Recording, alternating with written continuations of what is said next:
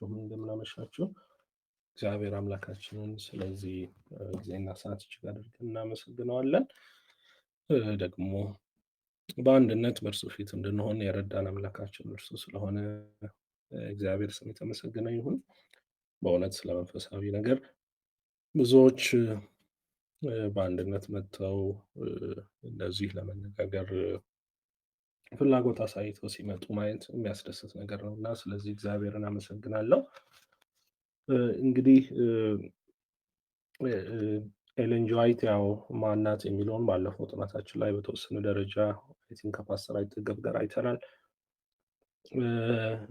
እውነተኛ ነቢይት ናት ወይስ አይደለችም የሚሉትንም ሀሳቦች በተወሰነ መልኩ ከእሱ ጋር ስለዳሰስን ወደዚህ ውስጥ ተመልሼ መግባት አልፈልግም። ግን በመጀመሪያ የተጻፈበትን ዓላማ ከራሷ ጽሁፎች በተወሰነ መልኩ አለፍ አለፍ እያለን እንድናነብ እፈልጋለሁ እና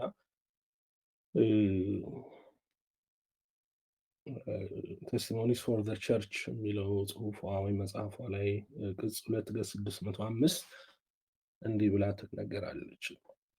የመጽሐፍ ቅዱስን መመዘኛ ለማሟላት እና የክርስትና ባህሪ ፍጽምናን ለማግኘት የእግዚአብሔርን ቃል በትጋት ብታጠሩ ኖሮ ምስክርነቶቹ ባላስፈለጓችሁ ነበር።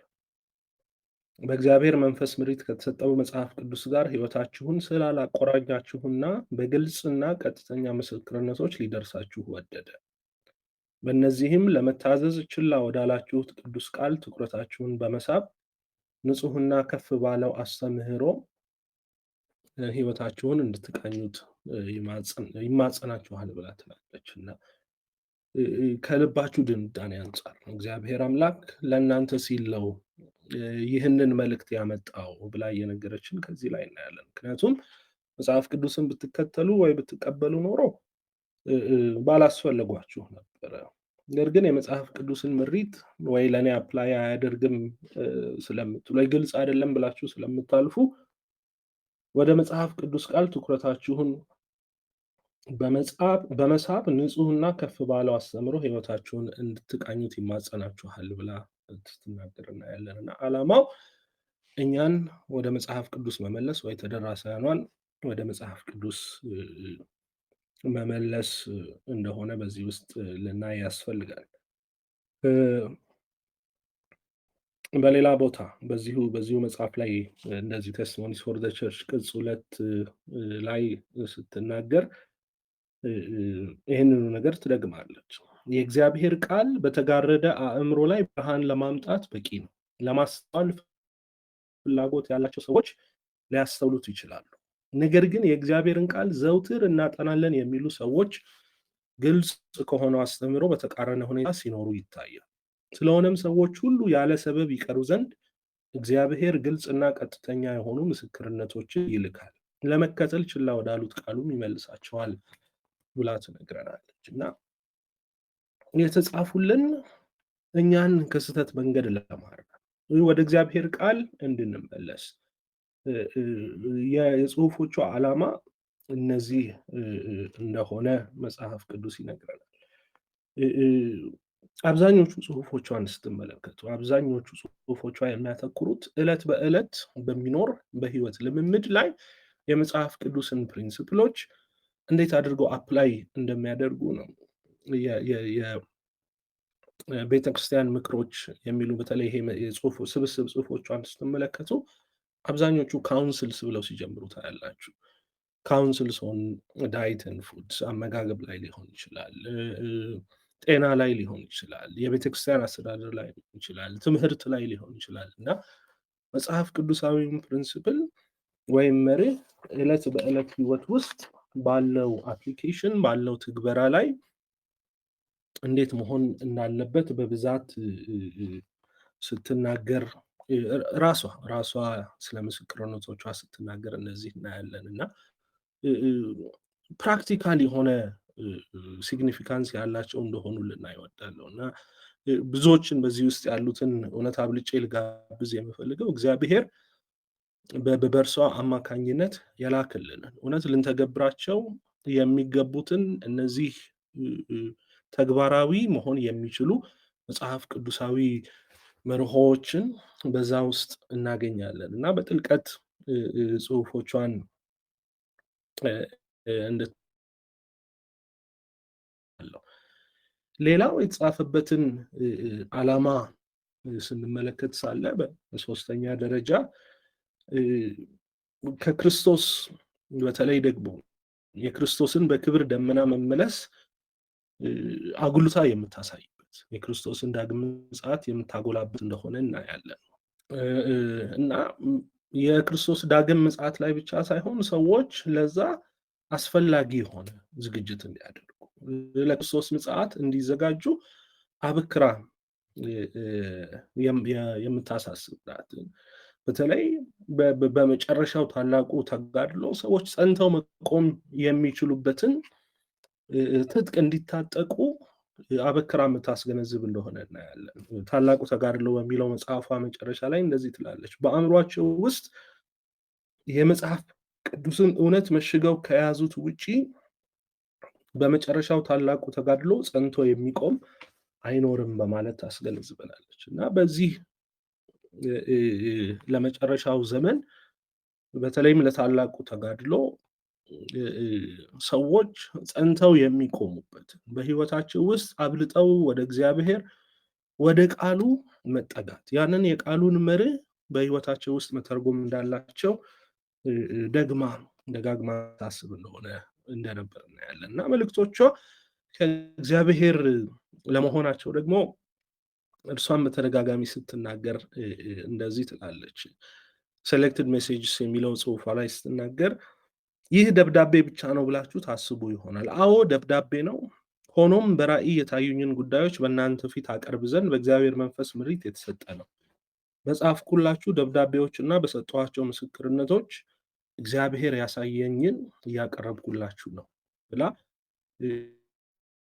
ለእግዚአብሔር ሕዝብ የተጠራች እንደሆነ የእግዚአብሔር ለሕዝቡ የሰጠውን መልእክት ለማድረስ የተጠራች እንደሆነ ግን ደግማ ታስገነዝብ ነበር እና ይህንን የተሰጡትን ወይም የጽሁፎቿን ዓላማ አይ ቲንክ በሚገባ ልናስብ በመጀመሪያ ደረጃ ያስፈልገናል ብዬ አስባለሁ። በመቀጠል ወደ እርሷ ጽሁፎች ስንቀርብ ሳለ እንግዲህ መጽሐፍ ቅዱስንም ስናነብ የኢንተርፕሪቴሽን የአተረጓጎሞች መርሆች እንዳሉት ሁሉ የእርሷም ጽሁፎች በእነዚህ መርህ የሚመሩ እንደሆነ ልንገነዘብ ያስፈልጋል እና ሁልጊዜም መጽሐፍ ቅዱስን ስናጠና መጽሐፍ ቅዱስ አስተማሪዎች ሁሌም ይጠቅሱልናል አይደል? ልንመልስላቸው የሚገቡ ጥያቄዎች አሉ። ይህ ጽሁፍ በማን ነው የተጻፈው? ይህ ጽሁፍ መቼ ነው የተጻፈው? ይህ ጽሁፍ ለማን ነው የተጻፈው? ከዛም ደግሞ ይሄ መልእክት ወይም ደግሞ ይህ ጽሁፍ ዋና ሀሳቡ ምንድን ነው? በየትኛው ጊዜ በምን ሁኔታ ላይ ላሉ ሰዎች ነው የተጻፈው የሚለውን ማወቅ አስፈላጊ ነው። ምክንያቱም የጽሁፉን የታለመለትን መልእክት ማግኘት የምንችለው እነዚህን ነገሮች በሚገባ ስናውቅና ስንቀርስ ነው። ስለዚህ እነዚህን የአተረጓጎም መርሆዎች ሁልጊዜም በልባችን ውስጥ ልንይዝ ያስፈልጋል። ማለትም ኤለን ዋይት ጽሁፎቿን ስናነብሳለ እነዚህን ጥያቄዎች ልንጠይቅ፣ መቼ ነው ይህ ጽሁፍ የተጻፈው? ለምን ዓላማ ነው የተጻፈው? ለማን ነው መልእክቱ? ስፔሲፊካሊ በምን አይነት ሁኔታ ውስጥ ላለ ሰው ነው ይህ መልእክት የተጻፈው የሚለውን ጥያቄ አይ ቲንክ በደንብ ልንጠይቅ ያስፈልገናል እና ይህን ስናደርግ ሳለ በሚገባ የጽሁፎቿን እውነተኛ መልእክት ከዚህ ውስጥ ለማግኘት እንችላለን። ምናልባት አንድ የሆነ ቤዚክ የሆነ መልእክት ሼር ላድርግና ከዛ በኋላ ወደ ሌሎቹ አልፋለሁ። አንድ የአተረጓጎም ፕሪንሲፕል በአንድ ርዕስ ዙሪያ ያለውን ሁሉ በሚገባ ልናጠና ወይም ደግሞ ልናስብ፣ ልንመረምር ያስፈልገናል። ማለት አንድን የኤለን ዋይትን ኮት እናገኝ ሳለ በዛ ዙሪያ ሌሎች ነገሮችን ምን ተናግራለች? በዚህ ጉዳይ ላይ ያለት አመለካከት ወይም የጻፈችው ጽሁፍ ይሄ ብቻ ነው ወይስ ሌሎች ጽሁፎች አሉ ብለን ሙሉ ጽሁፎቿን በሚገባ አድሬስ ማድረግና ማየት ያስፈልገናል። አንድ ጸሐፊ የታወቀ ታሪክ ነው ይሄ፣ በግጥም መልክ የቀረበ የተወሰኑ 5 ወይ 6 የሚሆኑ ሰዎች መጥተው አይናቸውን አክቹዋሊ አይነ ስውራን ነበሩ ይላል ታሪኩና ሄደው ዝሆንን እንዲዳስሱት ተነገራቸው፣ አቀረቧቸው እና እዛ ግለጹት ተባሉ እና እየሄዱ ወይም ቀስ ብለው ለመዳሰስ ሞከሩ።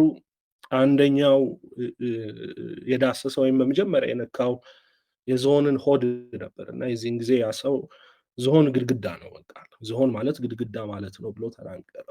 ሁለተኛው ሰው ደግሞ የዝሆኑን ጥርስ ነበር የዳሰሰው እና የዝሆኑን ጥርስ ሲነካ በቃ ዝሆን ማለት ሻርፕ የሆነውን ሹል የሆነውን ጥርሱን ነካ እና በቃ እንደ ጦር ማለት ነው ብሎ ዝሆንን እንደዛ ብሎ ገለጸው።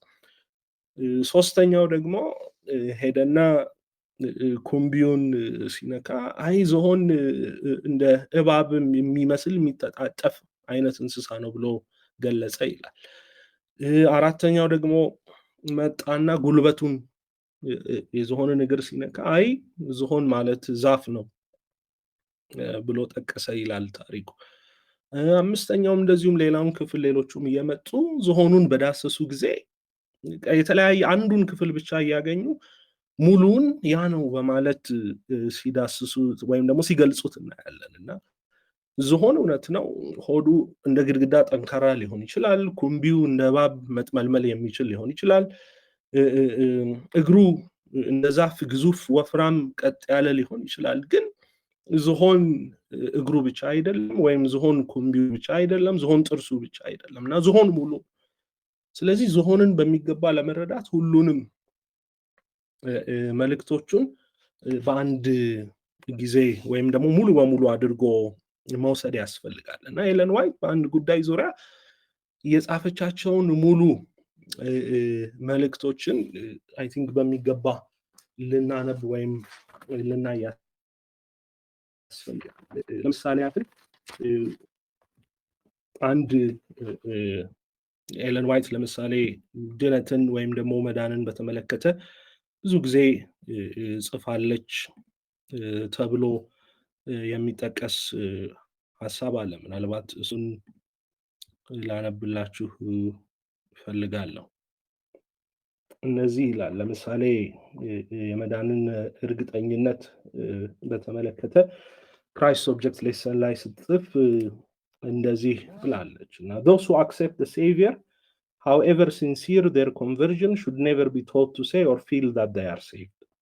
Those who accept Christ and in their first confidence say I am saved are in the danger of trusting themselves ብላ ትላለች እና ዝም ብዬ በግርድፉ ስተረጉመው ክርስቶስን የተቀበሉ መቀበላቸውና መለወጣቸው እውነት እንኳን ቢሆንም እንደ ዳኑ እንዲሰማቸው ወይም ደግሞ ድኛለሁ ብለው እንዲያወሩ ሊማሩ አይገባም። ክርስቶስን የሚቀበሉ ሁሉ በራሳቸው በመታመን ድኛለሁ ማለት በጀመሩ ጊዜ ይሄ በራስ ላይ የመደገፍ አባዜ ሊይዛቸው ይችላል ብላ ተናግራለች እና ይህንን ክፍል ብቻ በመያዝ አንዳንድ ሰዎች ምን የሚል ሐሳብን ይሰጣሉ ወይም ደግሞ ኦኬ አይ መዳናችንን ወይም ድኛለሁ ብለን እንዳንናገር ነው የኤለን ዋይት ሐሳብ ብለው የሚናገሩ ወይም ደግሞ የሚያስተምሩ ሰዎች አሉ። በሌላ ቦታ የጻፈችውን ሐሳብ ላነብላችሁ እፈልጋለሁ። ማኑስክሪፕት ሪሊዝስ በሚሉት ቮሊዩም 10 ፔጅ 175 ላይ ለአንዲት ስትረግል ስታደርግ ለነበረች ሴትዮ ስትናገር እንደዚህ ያለች the message from God to me for you is him that comes unto me I will no wise cast out. እንግዲህ ለአንዲት ሴት ስትጽፍ ነው እግዚአብሔር ለአንቺ እንድ ነገር የሰጠኝ መልእክት እንዲህ የሚለውን ነው፣ ወደ እኔ የሚመጣውን ወደ ውጭ አላወጣው። If you have nothing else to plead before God but this one promise from your Lord and Savior, you have the assurance that you will never be turned away. በእግዚአብሔር ፊት ልታቀርቢው የምትችይው ምንም ነገር ባይኖር እንኳን ይሄ አንድ ተስፋ አለሽ። ያም ደግሞ መቼም ቢሆን እግዚአብሔር ወደ ውጭ እንደማያወጣሽ የሚሰጥሽ ማረጋገጫ ነው። It may seem to you that you are hanging upon a single promise. በአንድ ተስፋ ላይ እንደተንጠለጠልሽ ታስቢ ይሆናል። ነገር ግን but appropriate that one promise and it will open to you the whole treasure house of the riches of the grace of Christ. ያቺ አንድ ተስፋ ግን የክርስቶስን የጸጋውን ባለጠግነት ሁሉ በአንቺ አንጻር ትከፍታለች። Cling to that promise and you are safe. Him that comes unto me I will in no wise cast out. Present this assurance to Jesus and you are safe as though inside the city of God. በጣም ደስ የሚል ክፍል እና ይህንን የተስፋ ቃል ወደ ክርስቶስ ይዘሽ ስትመጪ በእግዚአብሔር መንግስት በእግዚአብሔር ከተማ ውስጥ ያለሽን ወይም እዛ ውስጥ እንደተቀመጥሽ ያህል አሹርድ ነሽ ብላ ስትነግራት እናያለን። እና ስለዚህ ይህንን ክፍል ስናይ ሳለ እንግዲህ በዚህ ዙሪያ የተናገረችው ሐሳብ ያ ብቻ እንዳልሆነ እንረዳለን። በአንድ በኩል ይህች ሴት ክርስቶስ እንደሚቀበላት አሹራንስ እንዲኖራት በእግዚአብሔር ከተማ የተቀመጠች ያህል እርግጠኛ እንደሆነች እንድታስብ ስትነግራት እናያለን። እዚህኛው ክፍል ላይ ደግሞ አይ ድኛለሁ ብላችሁ ደግሞ አስዩም አታድርጉ ወይ ደግሞ በራሳችሁ አትደገፉ የሚለውን ስትናገር እናያለን። ይሄ ከምንድን ነው የመጣ ወይ ለምንድን ነው ይሄ የተባለው ብለን ስናይ ሳለ ሙሉ ኮንቴክስቱን ስናነብ አይ ቲንክ ጥሩ የሆነ ሐሳብ ወይ መገለጥ በዛ ውስጥ እናገኛለን። የመጀመሪያውን ይሄ ለምንድን ነው በራሳችሁ አትደገፉ ያለችውን ሐሳብ ስናይ ከየት እንደሚጀምር ከዛ ከፍ ብዬ ላንብብላችሁ። ክራይስት ኦብጀክት ሌሰን ገጽ 155 ላይ የተወሰደው ስለ ጴጥሮስ እያወራች ያገኛታለን። እንግዲህ በመተርጎም ጊዜ እንዳላጠፋ ዝም ብዬ በአማርኛ ላንብበው። ክራይስት ኦብጀክት ሌሰን 155 በእንግሊዝኛው ላይ የጴጥሮስ ውድቀት በአንዴው የተፈጠረ አይደለም፣ ቀስ በቀስ የሆነ ነው። በራስ መተማመኑ እንደዳነ እንዲያስብ ወይም እንዲያምን አደረገው። ከዛ ቀስ በቀስ የቁልቁለትን ጉዞ ጀመረ። ከዛም በመጨረሻ አዳኙን ካደ። መቼም ቢሆን ትላለች never can we safely put confidence in self or feel this side of heaven that we are secure against temptation. የጻፈችበት ዋና ዓላማ ከፈተና ወይም ልንወድቅ አንችልም ብለን በራሳችን መታመን የለብንም፣ ወይም ደህንነት ደህና እንደሆነን ሊሰማን አይገባም። መውደቅ የሚባል ነገር አይገጥመንም። በቃ አንዴ አምኛለሁና ከዚህ በኋላ አልወድቅም የሚል ነገር በህይወታችን ውስጥ እንዲመጣ አያስፈልግም ብላ ያስተማረች ነው። ይሄ መጽሐፍ ቅዱሳዊ የሆነ ሐሳብ።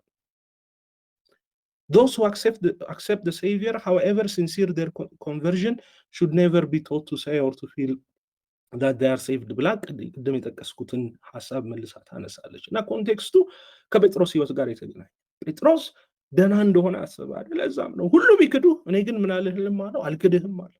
በኋላ ግን ይሄ በራስ መተማመኑ ምን ያህል እንደጣለው ወይም ደግሞ ክርስቶስን 3 ጊዜ ይህል ፈጽሞ እንዲክደው እንዳደረገው እናያለን። እና እየተናገረች ያለችው በዚህ ዙሪያ በራስ በመታመን ላይ ይሄ በቃ ድኛለሁ፣ ከዚህ በኋላ አልወድቅም፣ ምንም አይነት ፈተና አይጥለኝም፣ ከክርስቶስ አያወጣኝም ብለን እንዳንል እያስጠነቀቀች እንደሆነ ከዚህ ውስጥ እናያለን። ይሄም መጽሐፍ ቅዱሳዊ እንደሆነ እናገኝ።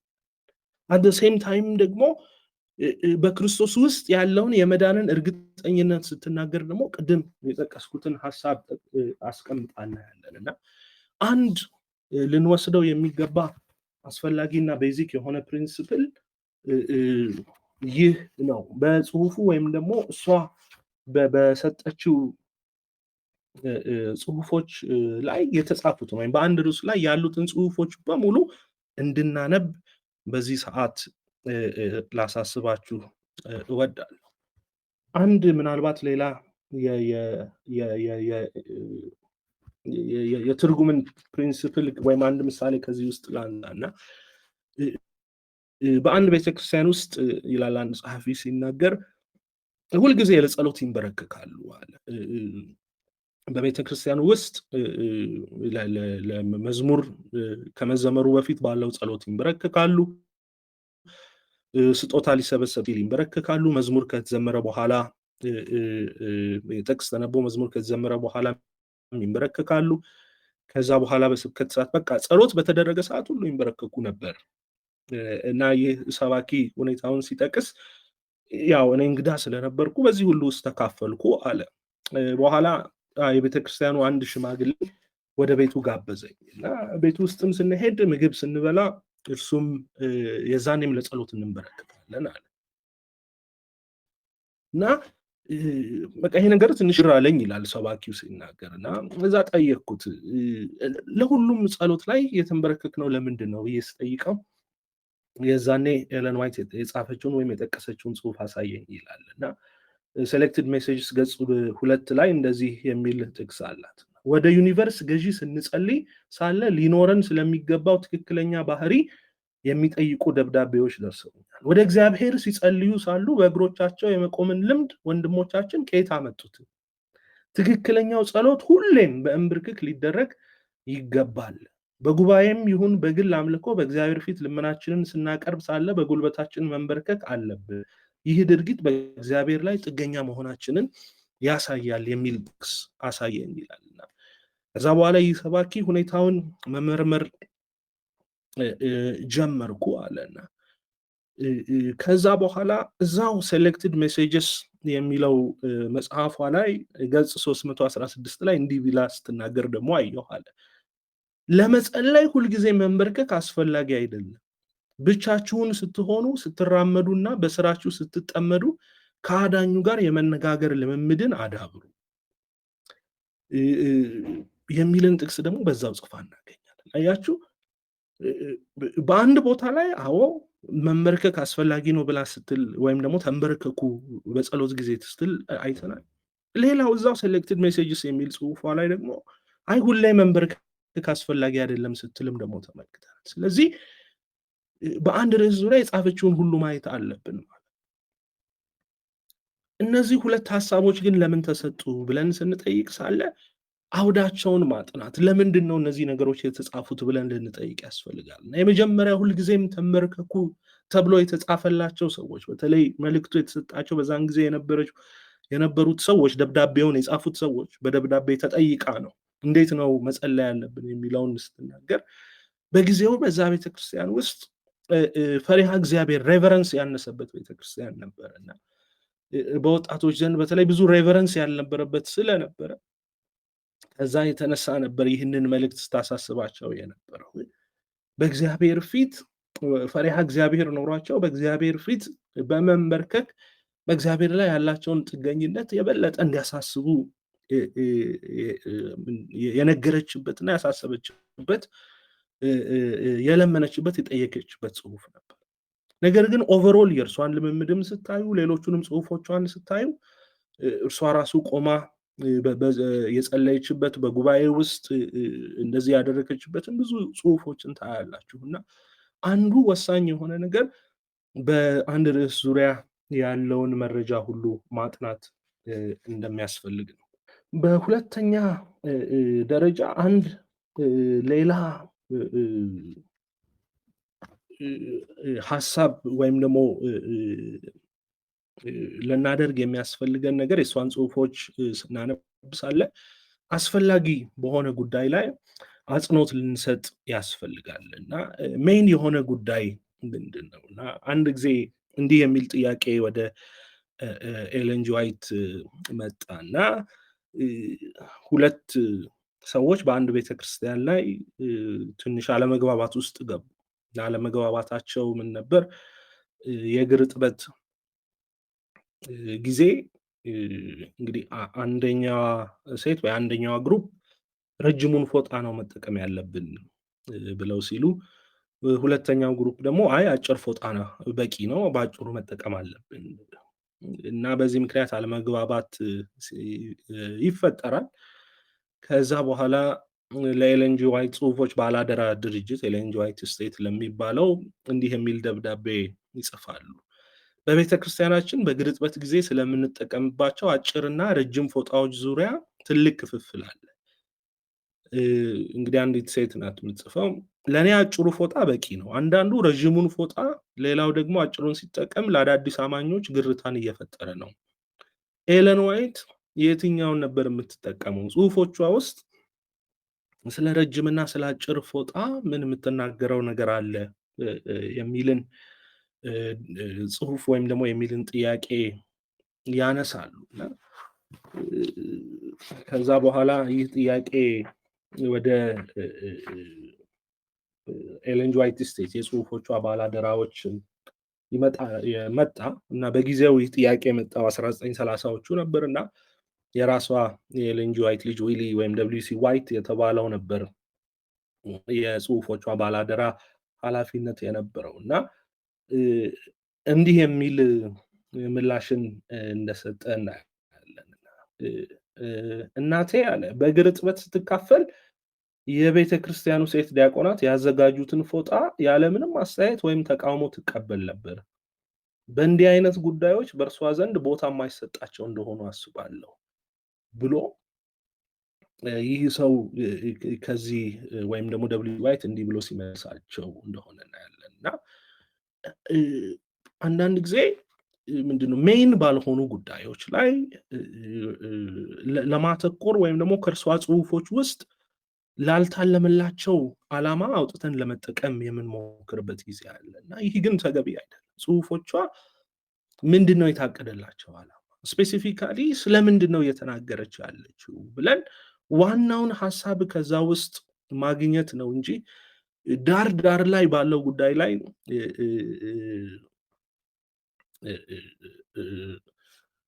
እንዳንጠመድ ሁልጊዜም ቢሆን ልንሰጋ ያስፈልጋልና ወይም ደግሞ ልንጠነቀቅ ያስፈልገናል።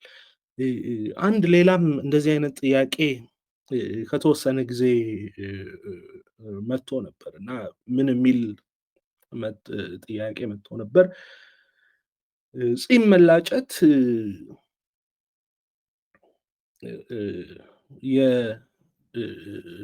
የጣዖት አምልኮ አንዱ ምልክት ነው የሚል አስተሳሰብ መጥቶ ነበር እና ባይገርማችሁ ጺም መላጨት መጽሐፍ ቅዱሳዊ አይደለም ተብሎ የተሰጡትን ምክንያቶች ላንሳላችሁ። እና አንዱ ማቴዎስ ወንጌል ምዕራፍ 10 ቁጥር 30 ላይ እንዲህ የሚል ነበረ፣ እግዚአብሔር አምላክ የራሳችሁ ፀጉር እንኳን ሳይቀር የተቆጠረ ነው ብሎ። ስለዚህ እግዚአብሔር አምላክ የቆጠረውን ፀጉር አንተ አንስተ የምትቆርጥ ማነህ የሚልን ጥያቄ እነዚህ ሰዎች ይዘው ይቀርባሉ። ሌላው ደግሞ ያነሱት ምክንያት ምንድነው? እግዚአብሔር ወንዶችን በአምሳያው የፈጠረው ከነጺማቸው ነው። ስለዚህ በመላጨት እግዚአብሔር የፈጠረውን ምስል ማበላሸት ነው፣ ኃጢአት ነው። ወንዶች ጺማቸውን ሲላጩ ሴት ሆነው መታየት መፈለግ ነው ብሎ አንድ ሰው ረጅም የሆነ ጥራዝ አዘጋጅቶ ወደዛ ውስጥ መጥቶ ነበርና አስቡት እንግዲህ በማቴዎስ 10 ላይ የተጻፈው የራሳችሁ ፀጉር እንኳን ሳይቀር የተቆጠረ ነው የሚለውን ሐሳብ ከአውዱ ውስጥ አውጥቶ ላልታለመለት ዓላማ በማዋል በትክክል እንዳይስተዋል እንዳደረገ ከዚህ ውስጥ እናያለን። እና ስለዚህ የእሷኑም ጽሁፎች ለታለመላቸው ዓላማ ስፔሲፊካሊ አንዱን ጽሁፍ ወይም አንድን ጥቅስ እናነብሳለን፣ ስፔሲፊካሊ ምንን በመመልከት የጻፈችው ነው የሚለውን ሐሳብ በሚገባ እንድናይ ይፈልጋል። ከዚሁ ጋር አያይዤ ደግሞ አንድ ሌላ እንደዚሁ በጽሁፎቿ ውስጥ የተነሳ አንድን ጥያቄ መመልከት ፈልጋለሁ። እንዲህ የሚል ጥቅስ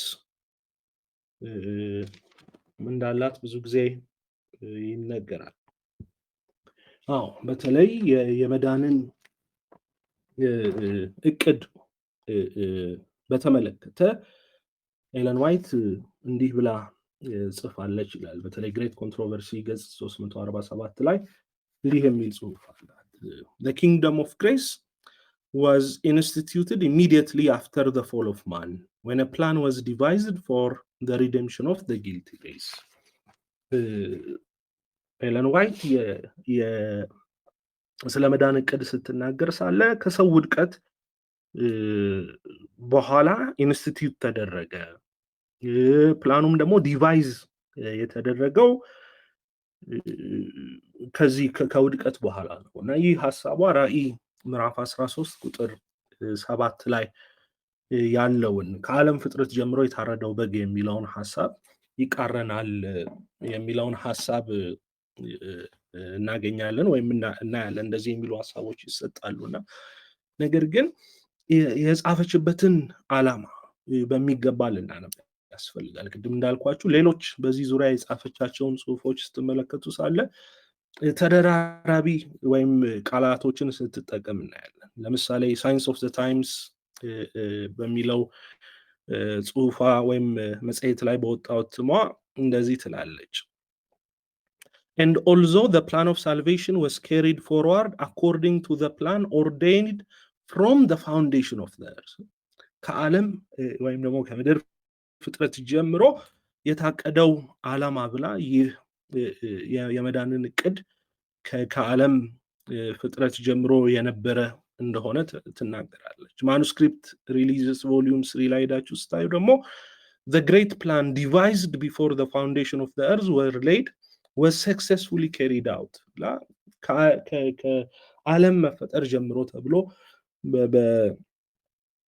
በራዕይ መጽሐፍ 13 ላይ ያለውን ጥቅስም እንደዚሁ መልሳ አጽንታው ስትጠቅሰው እንመለከታለን። ስለዚህ በዚህ ጉዳይ ላይ ያላት መረዳት ያ ብቻ እንዳልሆነ ያንን የተጠቀመችበትን አውድ በሚገባ ልናስተውለው ያስፈልጋልና ይህንን ግሬት ኮንትሮቨርሲ ላይ የተጠቀሰውን ጥቅስ ሄዳችሁ አቅራቢያውን ስትመለከቱ የመዳን ዕቅድ ወደ ስራ ውስጥ የገባበት ዲቫይዝ የሚለውን ቃል ስትመለከቱ ሳለ ሰፋ ያለ ትርጉሞች አሉት። አንደኛው ትርጉሙ ማቀድ ፎርም የሚለው ሐሳብ እንደሆነ እናያለን። ሌላኛው ትርጉሙ ደግሞ to bring about የታቀደውን ማምጣት የሚለውንም ሐሳብ እንደዚሁ ዲቫይዝ በሚለው ቃል ውስጥ አገኝታላችሁ እና እነዚህን ሁለቱም ሐሳቦች በጽሁፎቿ ውስጥ ተንጸባርቀው እናገኛለን። ከዓለም ፍጥረት በፊት የታቀደ ነው። አዎ የታቀደ ነው። ትግበራው ከሰው ውድቀት በኋላ ደግሞ ሲተገበር ያየነው ነው ወይም ደግሞ ወደ ፎርፍሮንት ወደፊት የመጣው ከሰው ውድቀት በኋላ ነው። አዎ ይሄም ደግሞ እውነት እንደሆነ በዚህ ውስጥ እናያለን እና እነዚህን የትርጉም መርሆች ወይም ደግሞ ፕሪንሲፕሎች እንደዚሁ ይዘን ልንሄድ ያስፈልጋል ብዬ አስባለሁ። በሶስተኛ ወይም ደግሞ ቀጥዬ ደግሞ ሌላ አንድ ኢንተርፕሬቲቭ ፕሪንሲፕልም ላነሳ ወዳለሁ እና በኮሚኒኬሽን ዙሪያ ወይም በተግባቦት ዙሪያ ሊኖር የሚችልን ውስንነት በሚገባ በደንብ ልናስተውል ያስፈልጋል እና ጄምስ ዋይት የኤለን ጂ ዋይት ባለቤት የሆነው በጽሁፎቿ ላይ ሲናገር ወይም ስለ ጽሁፎቿ ሲናገር እንዲህ ሲል እናገኛለን። በ1868 ላይ የጻፈው ነው ጄምስ ዋይት። ወይዘሮ ዋይት በእውነትና በተሐድሶ ዙሪያ ሊያግዟት የሚችሉ ሰዎች እርዳታ ያስፈልጋታል። ህዝቡ የማይንቀሳቀሱ እስኪመስሉ ድረስ እጅግ በዝግታ የሚጓዙ ናቸው። ጥቂቶች በጥንቃቄና በአጥጋቢ ሁኔታ ወደፊት ሲራመዱ፣ ሌሎች ደግሞ ከልክ በላይ ይፈጥናሉ። የተሐድሶን አስፈላጊነት ቢገነዘብም ነገር ግን በሰዎች መካከል ሊኖሩ የሚችሉ ልዩነቶችን ከግምት ሳያስገባ ሙሉ በሙሉ ግትር በሆነ መንገድ ጉዳዮችን አንግቦ የሚሄድ ሰው ተሐድሶውን ውጤታማ እንዳይሆን ያደርገዋል፣ የራሱንም የሌሎቹንም ህይወት ይጎዳል ብሎ ጄምስ ዋይት ተናገረና ግሩፖች አሉ አለ። በጣም በፍጥነት የሚራመዱ አሉ፣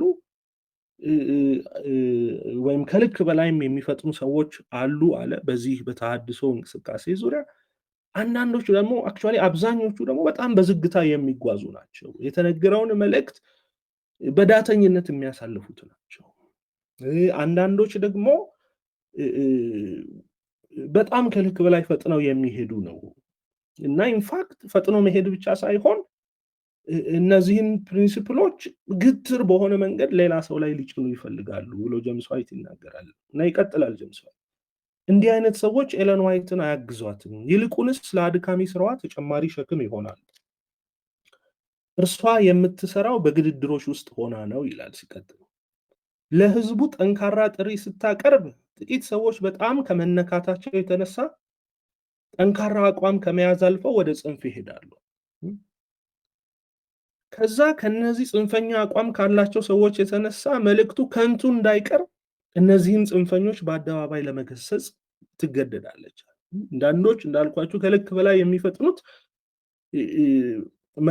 በመልእክቱ ይነካሉ እና አንዳንዴ ጠንካራው አቋም ብቻ ሳይሆን ጽንፍ የወጣ አቋም ይይዛሉ እና ይህ ጽንፍ የወጣ አቋም ደግሞ ይህንን ሊጎዳ ስለሚችል ትላለች እነሱን በአደባባይ ለመገሰጽ ትገደዳለች። ጄምስ ዋይት ይቀጥላል። ሁኔታው ተበላሽቶ ከሚቀር ይህ የተሻለ ነው።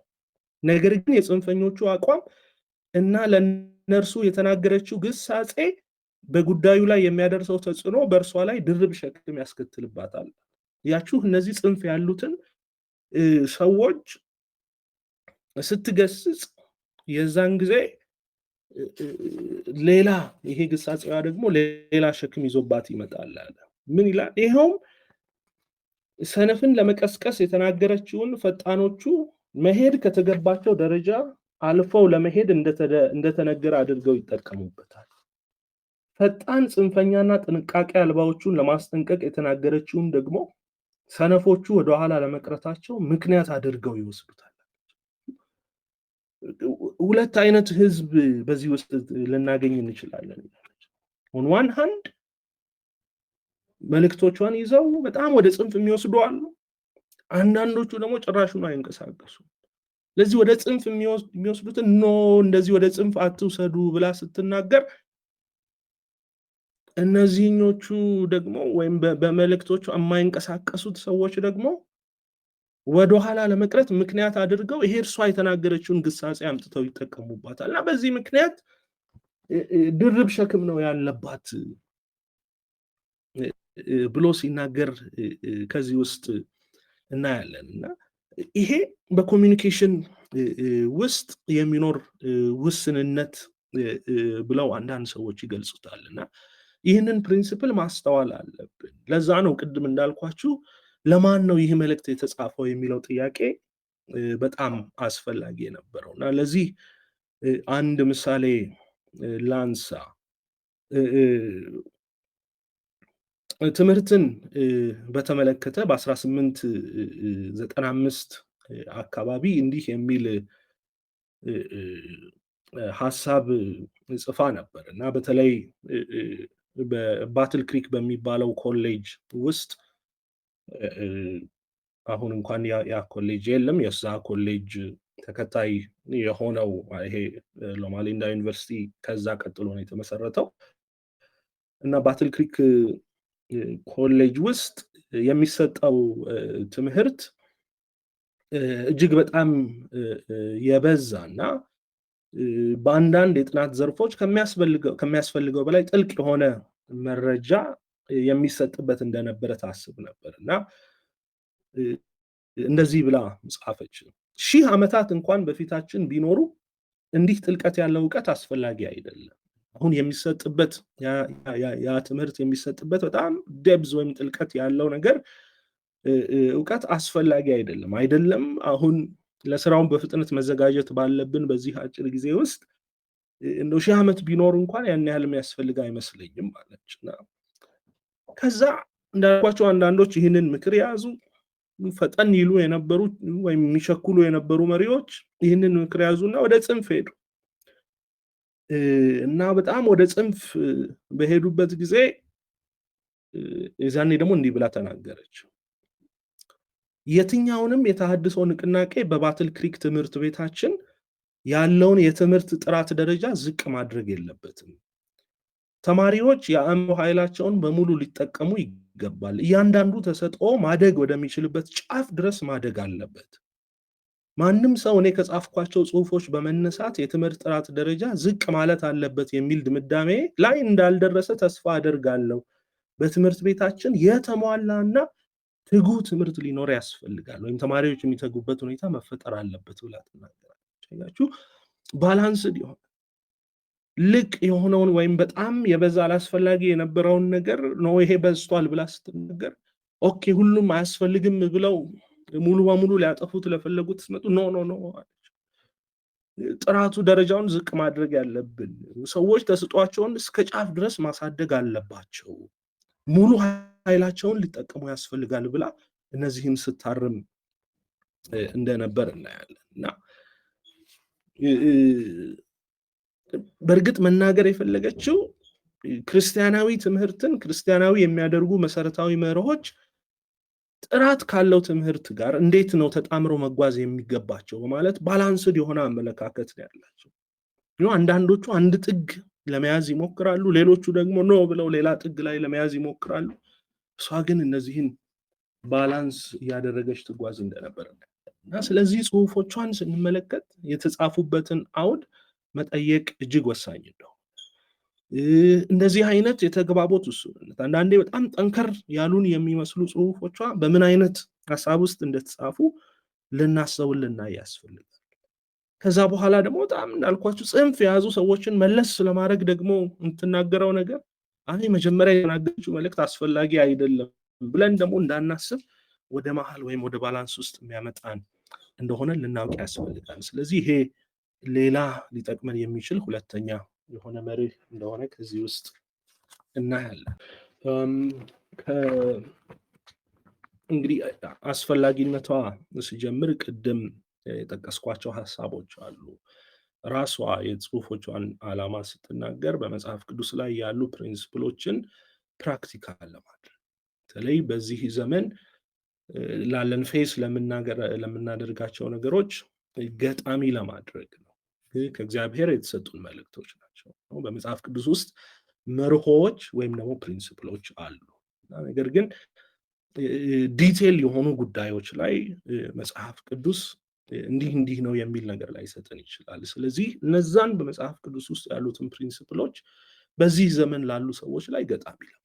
ቅድም እንዳልኩት አብዛኞቹ ጽሁፎቿ ፕራክቲካል የሆኑ ካውንስልስ ራሷ ካውንስልስ ብላ የምትጠራቸው እና ፕራክቲካል በሆኑ ነገሮች ውስጥ ሰዎች እንደ ግለሰብ በሚገጥማቸው እንደ ቤተክርስቲያን በሚገጥማቸው ነገሮች ውስጥ ትምህርትን በተመለከተ የወንጌል ስራ ስርጭትን በተመለከተ ከእግዚአብሔር ያገኘችውን ምሪት እየሰጠችን ነው። ይሄ መጽሐፍ ቅዱሳዊ የሆነ ሀሳብ ክርስቶስ ኢየሱስን ስትመለከቱት ሳለ ለደቀ መዛሙርቱ እንደዚህ አላቸው፣ ብዙ የምነግራችሁ ነገር አለኝ፣ ነገር ግን አሁን ልትሸከሙት አትችሉም።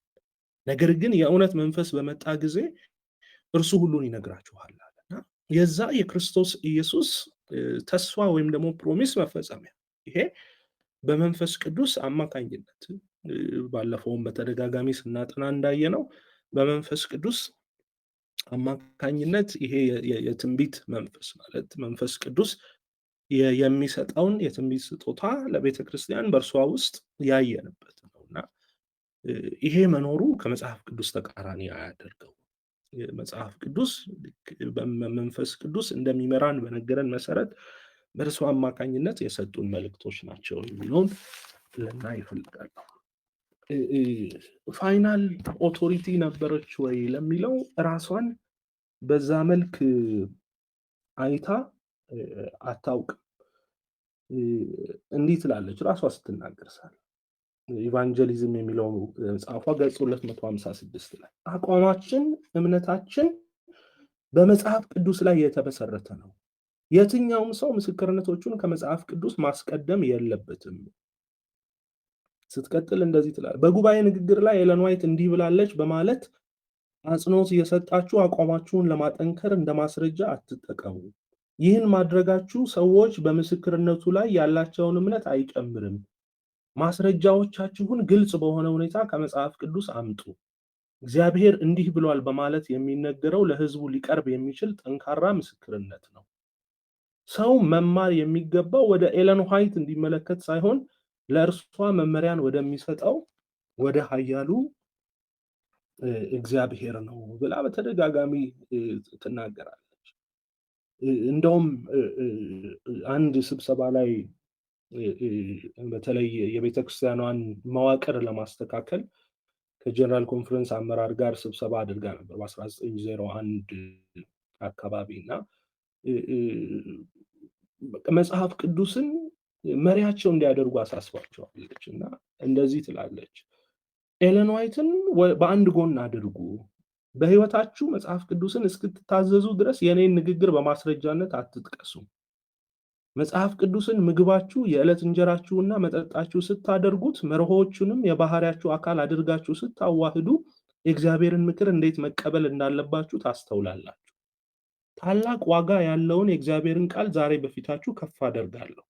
ኤለን ዋይት እንዲህ ብላለች፣ ኤለን ዋይት እንዲያ ብላለች እያላችሁ እኔ የተናገርኩትን አትደጋግሙ። የእስራኤል አምላክ እግዚአብሔር የሚለው ምን እንደሆነ አውቃችሁ እርሱ የሚያዘውን ፈጽሙ አለቻቸው። እንግዲህ ይህንን ተናግራለች ማለት ጽሁፎቿ ዋጋ ቢስ ናቸው እያለች ነው ብለን ደግሞ እንዳንል ቅድም የጠቀስኩት ሀሳቦች በዚህ ውስጥ አሉና ፋይናል የሆነ ኦቶሪቲ ለማድረግ ግን እርሷን የሚጠቀሙ ወይም ለመጠቀም የሚሞክሩ ሰዎች ነበሩ። በ1888 አካባቢ በቤተክርስቲያናችን በአንድ ጉዳይ ላይ ዲስአግሪመንት ወይም አለመግባባት ይፈጠራል እና በገላትያ ውስጥ ያለው መጽሐፍ ላይ ሕግ የሚለው ቃል የትኛውን ሕግ ነው የሚወክለው የሚለውን ዙሪያ እንግዲህ የሚያጠኑ ሰዎች ነበሩና በቤተክርስቲያን አመራር ደረጃም ነበር ጉዳዩ የነበረው።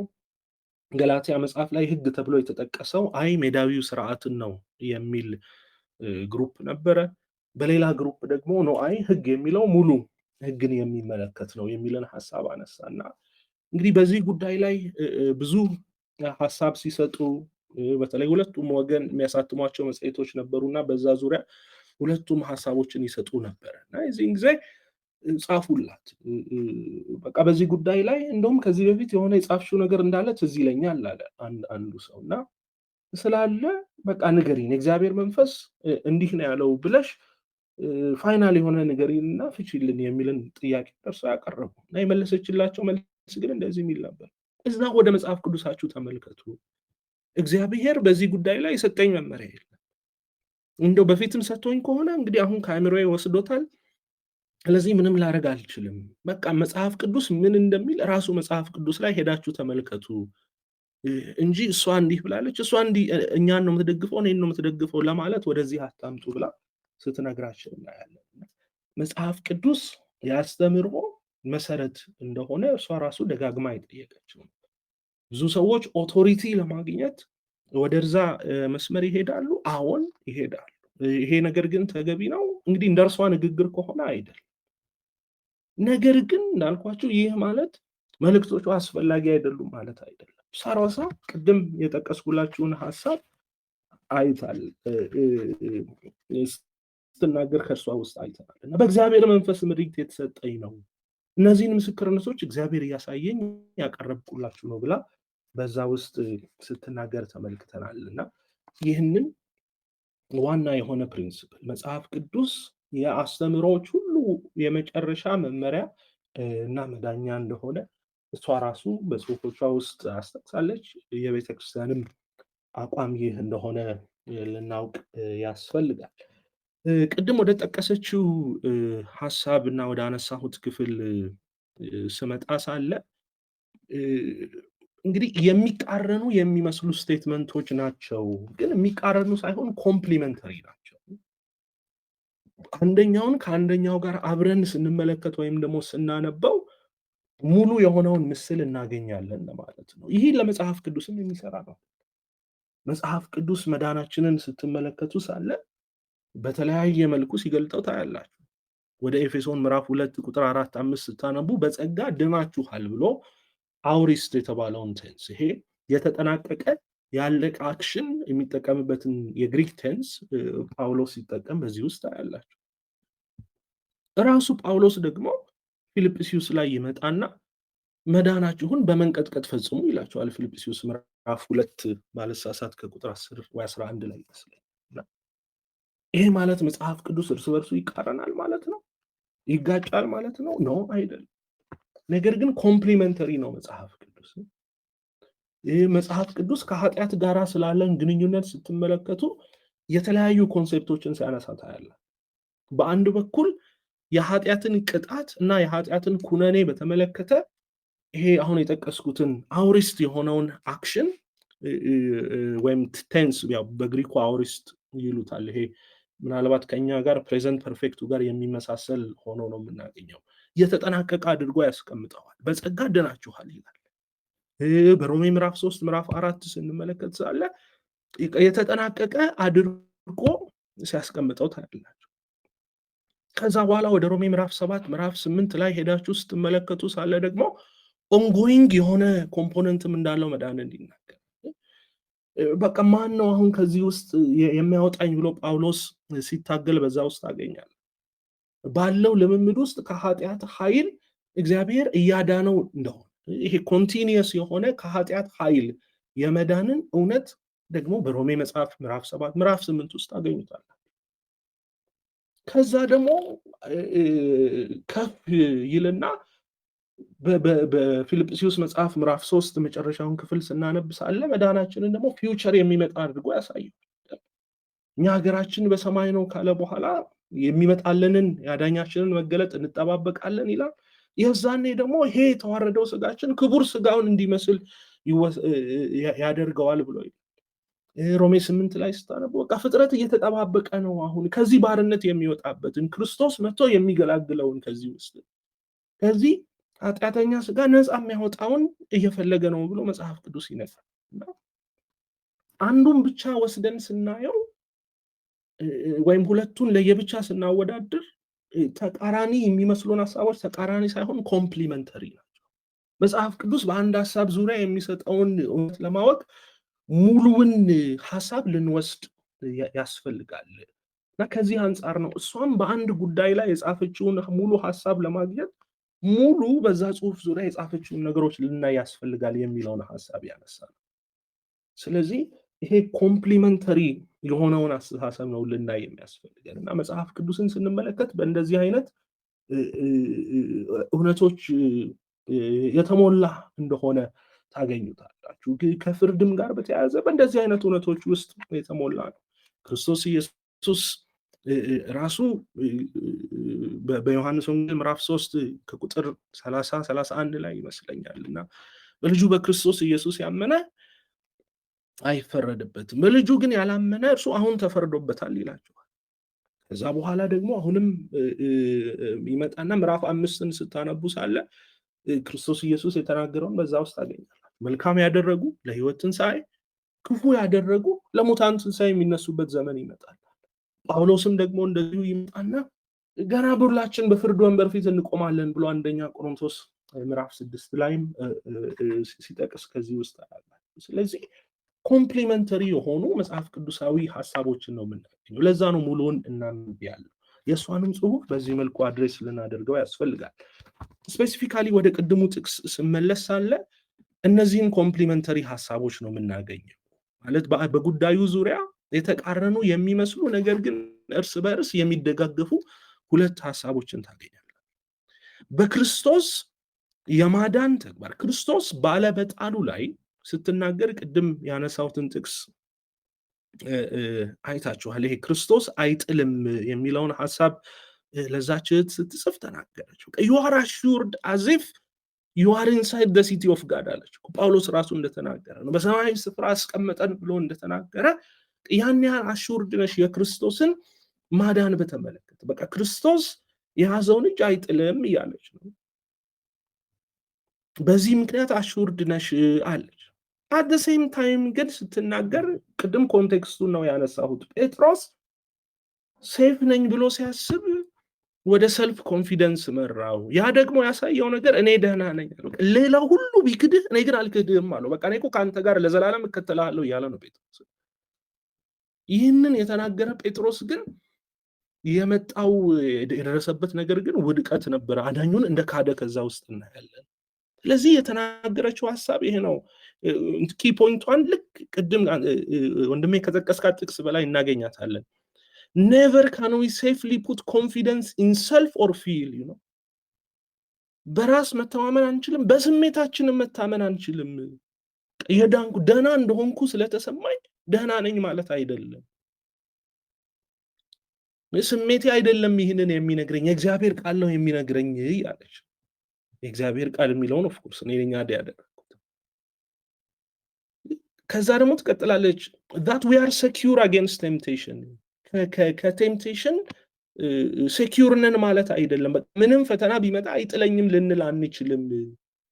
ከዚህ አንጻር ነው ይሄ ኮንፊደንስን ወይም ደግሞ በቃ መዳኔ ተሰማኝ የሚለውን ሐሳብ ጥያቄ ምልክት ውስጥ እንድናስገባ ያሰበችው። ይህንን ያደረገችው ክርስቶስን አምነን ብንቀበልም በቃ በራሳችን የምንታመነው አይደለም። በቃ ከዚህ በኋላ ምንም አይመጣም።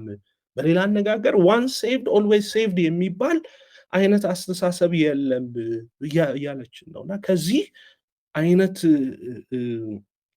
የተሳሳተ ሐሳብ እንድንርቅ ነው እየጻፈች ያለችው። ስለዚህ በዚህ ጉዳይ ላይ ሙሉ የሆነ ሐሳቧን ስናይ የክርስቶስ ማዳን ላይ ሳይሆን ጥያቄዋ ያለው የኛ የግል ስሜት ላይ ነው ጥያቄው። ስሜት ስለተሰማን ደህና ነን ማለት አይደለም። ፈተና ሊጥለን አይችልም ማለት አይደለም። ከዚህ ውስጥ ሊያወጣን አይችልም ማለት አይደለም የሚለውን ሐሳብ እየጠቀሰች እንደሆነ ነው በዚህ ውስጥ የምናየው። ለእኔ ሁለቱ ተመጋጋቢ ሆነው አግኝቻቸዋለሁ። የቅድመ ምጽአት ፍርድን ይሄ ፕሪ አድቬንት ጀጅመንት ወይም ኢንቨስቲጌቲቭ ጀጅመንት ተብሎ የተጻፈውን ስናይ ሳለ ባለፈውም ስላነሳ ነው እንግዲህ ካለን ሰዓት አንጻር ብዙ አልሄድበትም። ግን ለብቻው አድሬስ እናደርገዋለን አማን ወደፊት ግን አጠር አድርገህ ጨምርበት። እንደ ሴፐሬት ቶፒክ ትሪት እናደርገዋለን። አይ ቲንክ እሱ መልካም የሆነ ሐሳብ ነው። ዋነኛ ዓላማውና ፐርፐዙ እግዚአብሔር ላይ የሚነሳን ጥያቄ መመለስ ነው። በእግዚአብሔር ላይ የሚቀርቡ ክሶች አሉ። ሮሜ ምዕራፍ 3 ላይ ሄዳችሁ ስታነቡ የመጨረሻውን ክፍል ላይ የእግዚአብሔር ጽድቁን ለማሳየት ነው የክርስቶስ ሞት ወይም ክርስቶስን ማስተሰሪያ ያደረገው ብሎ ይናገራል። እና እግዚአብሔር በፊት የተወበትን ኃጢአት ለምንድን ነው ተውኮ ተብሎ ሲጠየቅ ሳለ በዚህ በክርስቶስ ሞት እንደሆነ ይናገራል። እና በእግዚአብሔር ላይ የሚነሳ ጥያቄ እንዳለ ዘካርያስ ምዕራፍ 3 ላይ ሄደን ስናነብሳለም እንደዚሁ ያንን ስዕል ይስልናል። ከሳሽ አለ፣ ከዛ በኋላ ተከሳሽ ሆኖ ህዝቡን የሚወክል ኢያሱ አለ፣ ካህኑ ታላቁ ካህን ኢያሱ፣ ለሱ የሚቆምለት ደግሞ ክርስቶስ ኢየሱስ አለ። ያንን የፍርድ ሲን አሁንም ሲስልልን መጽሐፍ ቅዱስ እንመለከታለን። ከዛ ደግሞ አለፍ ብለን ተሻግረን ስንሄድ ሳለ ይሄ ጥያቄ በእግዚአብሔር ላይ ይነሳል። እግዚአብሔር ልክ ነው፣ ፌር ነው ወይ? እነዚህ ኃጢአትን የሰሩ ሰዎች ወደ ሰማይ መውሰዱ እግዚአብሔር ልክ ነው ወይ የሚለውን ጥያቄ ለመመለስ የሚካሄድ ይሄ ፕሪ አድቬንት ጀጅመንት ከቅድመ ምጽአት ፍርድ እንደሆነ እናያለን። ሌላው ዋነኛው ዓላማው ደግሞ በእግዚአብሔር ላይ ወይም ሁሌ ወደ እግዚአብሔር የሚጠየቅ ጥያቄ አለ። በዚህ ምድር ላይ ያለ አንፌርነስ በሙሉ ወደ እግዚአብሔር የሚመጣ ጥያቄ ነው እና ይህንን ጥያቄ ልክ በራእይ ምዕራፍ 6 ላይ እንደምናየው በመሰዊያው ዙሪያ የሞቱት የአቤል ደም ወደ እኔ ይጮሃልም ተብሎ እንደተናገረ እነዚህ ጥያቄዎች በእግዚአብሔር ላይ ስለሚቀርቡ በእውነት እግዚአብሔር ፌር ነው ወይ የሚለውን ጥያቄ ለመመለስ የሚካሄድ ነው እና በዚህ ውስጥ የእግዚአብሔር ትክክለኛነት እግዚአብሔር በጽድቅ የሚፈርድ እንደሆነ ሰይጣን በአማኞች መሞት አለባቸው ብሎ የሚያነሳውን ክስ የሚመልስበት እንደሆነ በዚህ ውስጥ እናያለን። የሚመልሰውም ደግሞ ምን በማድረግ ነው? በካህኑ ኢያሱ ላይ እንደተመለከት ነው የካህኑን እድፋም ልብስ አውልቆ በአዲስ ንጹህ በሆነ ልብስ የክርስቶስን ጽድቅ በሚወክል ልብስ በማልበስ ነው። ስለዚህ በዚህ የቅድመ ምጽአት ፍርድ ሂደት ውስጥ አሁንም የክርስቶስ ሞት ሴንተር እንደሆነ ልናስብ ያስፈልጋል። የቤተ መቅደሱንም አገልግሎት ስንመለከት ሳለ በዛ በስርየት ቀን እንኳን የክርስቶስን ሞት የሚያሳይ ከሁለቱ ፍየሎች የአንደኛው ፍየል መታረድ እንዳለ በዛ ውስጥ እናያለን። ስለዚህ ቅድመ ምጽአትን ፍርድ ስናስብ ሳለ የሚያስፈራን አይደለም። ክርስቶስ በእኛ ላይ የሚነሳውን ጥያቄ የሚመልስበት ነው። ዲያብሎስ የሚያነሳውን ጥያቄ ዩኒቨርስ በእግዚአብሔር ላይም የሚያነሳውን ጥያቄ የሚመልስበት ስለሆነ እኛ የምንፈራበት ሳይሆን እነውም በሰማይ ያለ ስለኛ የሚቆምልን ክርስቶስ እንዳለ በማሰብ ይህ ልጁን የላከ አብ እንዳለ በማሰብ እንድንደሰት እግዚአብሔር ፍትህን የሚያሰፍንበት ጊዜ እንደቀረበ በማወቅ ደስ የምንሰኝበት ነው እንጂ የምንፈራበት አይደለም። አት ሴም ታይም ግን ራሳችንን መጠየቅ አለብን። ምን የሚል ጥያቄ? ትክክለኛውን ምርጫ መርጫለሁ? እውነት እኔ ሰማይ ደስተኛ የመሆን ሰው ነኝ ወይ? እኔ ከእግዚአብሔር ጋር ነኝ ወይ የሚለውን ጥያቄ ልባችንን እንድንመረምርም ይጠይቃል። ምክንያቱም በዛ በስርየት ቀን ዕብራውያን በሙሉ ስራቸውን ሁሉ አቁመው በቤተ መቅደስ ሊቀ ካህኑ ከሚያደርገው ተግባር ጋር አብረው የሚሆኑበት ጊዜ ነውና፣ ስለዚህ ይህንን ጥያቄ በዚህ ውስጥ እንጠይቃለን። እንዳልኳችሁ ጥያቄው እኛ ላይ ነው፣ የእግዚአብሔር ማዳን ላይ ሳይሆን፣ ነገር ግን የእኛ ፈቃደኝነት ላይ የእኛ በእውነት በእግዚአብሔር ላይ ተደግፈናል ወይ? ወይ ክርስቶስን ተጠማጥመናል ወይ? በእውነት የእግዚአብሔር መንፈስ እኛን እየተቆጣጠረ ነው ወይ? ያጸደቀን ክርስቶስ በእውነት እየቀደሰን ነው ወይ የሚለውን ጥያቄ ራሳችንን እንድንጠይቅ፣ ይሄ ደግሞ የሚያስፈራን ሳይሆን እግዚአብሔር በእኛ ውስጥ ክብሩን እንዲገልጥ የምንፈቅድበት ነው። ከዚህ በላይ በዛ ውስጥ ብዙ አልሄድም፣ እንደተባለው ሌላ ጊዜ የምናየው ስለሆነ። እሺ፣ እግዚአብሔር ይባርካችሁ ስለመጡ ጥያቄዎች። ከመጀመሪያው ጥያቄ ስነሳ እንግዲህ በጣም ስፔሲፊክ ለማድረግ አልፈልግም። አሁን ከቤተክርስቲያናችን ነባራዊ ሁኔታ ብለን ስንናገር የት ብለን እየተናገርን ነው? ሹር አዲስ አበባ ያለው ነባራዊ ሁኔታና ምናልባት ሆሳና ያለው ወይ መቀሌ ያለው ወይ ሌላ ቦታም ያለው ሁሉ ወይ ጎንደርም ያለው አይደንቲካል ነው ብዬ ስለማላስብ ያው አንዱን ለሁሉም አፕላይ ለማድረግ እና ኢንዲቴል ወደዛ ውስጥ ለመግባት አስቸጋሪ ያደርገዋል። ፕሮባብሊ ጎሉም ወይም ዓላማውም እሱ ስላልሆነ፣ ግን አንድ ፕሪንሲፕልን ከዚሁ ጋር አያይዤ ላነሳ ፈልጋለሁ። አንድ ጊዜ ኤለን ዋይት እንዲህ ብላ ጻፈች። 1860ዎቹ አካባቢ የሰጠችው ምክር ነው።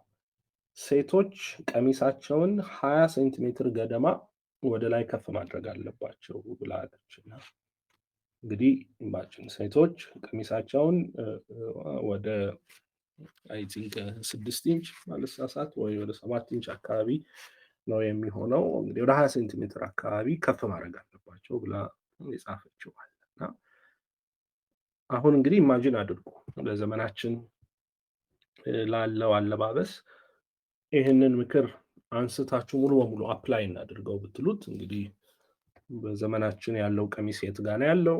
20 ሴንቲሜትር ወደ ላይ ከፍ ቢል የት ጋር ይገባል? አይም ሹር እያንዳንዳችን የምናውቀው ነው የሚሆነው። እንግዲህ ማውራት የፈለግኩት ለልብስ ስለሆነ ሳይሆን ያው የልብሱንም ጥያቄ ይዳስሳል ብዬ ስለማስብ ነው።